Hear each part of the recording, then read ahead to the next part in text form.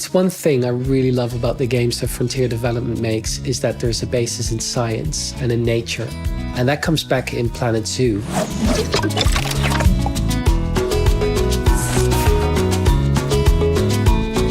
In Planet Zoo, we're really trying to get the most authentic looking animals as we possibly can. And that's not just in the way they look, but that's also in the way they behave, the way they animate, the way they sound. The benchmark, oddly enough, was set quite clearly with Planet Coaster. We've researched very, very heavily. We've engaged with experts, both in zoos and within biology departments. Our animation team have studied hours and hours of video footage. The character modelling team have done an exceptional job, really, really looking at all of the details of the animals. And you bring all these things together and layer on all the behaviours, and you end up with authentic looking and behaving animals. What we wanted the animals to feel like was that there was a reason for them to be there in the player's zoo, and that they would each bring their own uniqueness and richness to the player's experience. So we identified early on that we want each animal to have its own bespoke rig and its own bespoke set of animations. This involved researching each animal individually and really identifying and honing in on what makes that animal unique to other animals. One of the most exciting things about working with these animals is to look into what makes each of these animals special. The Indian peafowl, for example, has some really unique behaviors, unlike anything else in the animal kingdom.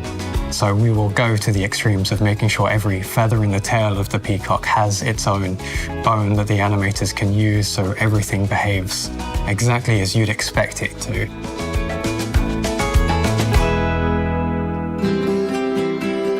All animals have their basic needs, need to drink, to have food, to have space.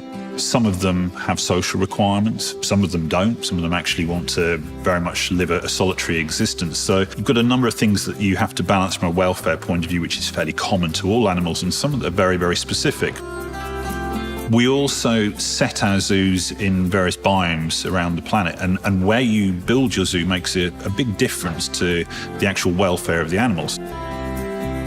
Weather's really impactful on animals as it is on us. And in Planet Zoo, we also bring that weather back in. So we have, snow, we'll have rain, we'll have really hot temperatures, really cold temperatures.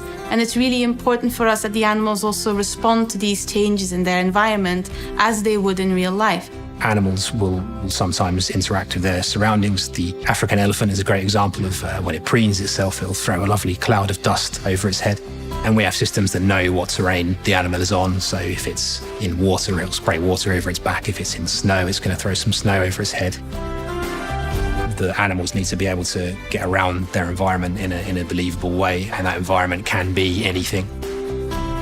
It's hard enough authoring an animation set for characters when you can control the environment, but when you can't anticipate what the player's going to build. We had to build a lot of tech into our pipeline to deal with any situation, and that includes walking, swimming, jumping.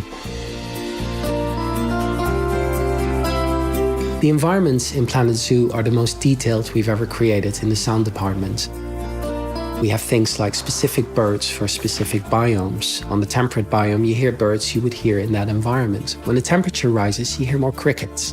When it starts snowing, a lot of those sounds become muffled. In the rain, you'll hear impact of rain on all the different surfaces, underneath trees, on the water surface. You even get a different soundscape when you put the camera on the water. So we really wanted your creativity of an environment to be reflected in the sounds you hear. Animals are very, very, very specific in terms of the audio. If you go to the wild, an animal will not make actually a lot of the sounds, but in the game, we want to actually translate that into a form that it's interesting. All the sounds that are not unique to the animal in terms of communication, that's all made by the sound team. Planet says again that you can go from up in the sky to really close to the animal, and we really want that sound to come through. The welfare of your animals is not just restricted to their environment and their needs, it also extends to their health. Now, one of the ways that modern zoos approach this problem is by maintaining a good genetic pool. And we've injected the same kind of system into Planet Zoo. And this system could affect your animals' longevity, their health, or even their appearance. Something we want players to take away from this is to get a better understanding of the animals that are in zoos and animals that are in nature. So conservation plays a really important role. If through this game we can highlight some of the key conservation issues and things that everybody should be aware of, then that just feels really good to be able to provide that, whilst also providing a really fun, exciting game. What I think makes Planet Zoo really unique is the amount of attention to detail. So we're not just looking at, the bare statistics of how do you take care of an animal. We're also looking at how do you make sure that animal's happy? How do we make sure that the management is fun? How do we make sure that the educational value is there? How do we make sure that our creativity is meaningful? And I think combining those three, the management, the education, and the creativity, is the thing that really makes Planet Zoo unique.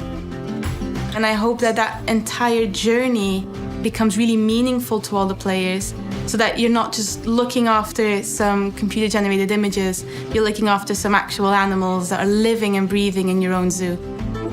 And I hope that's what everyone has a lot of fun with.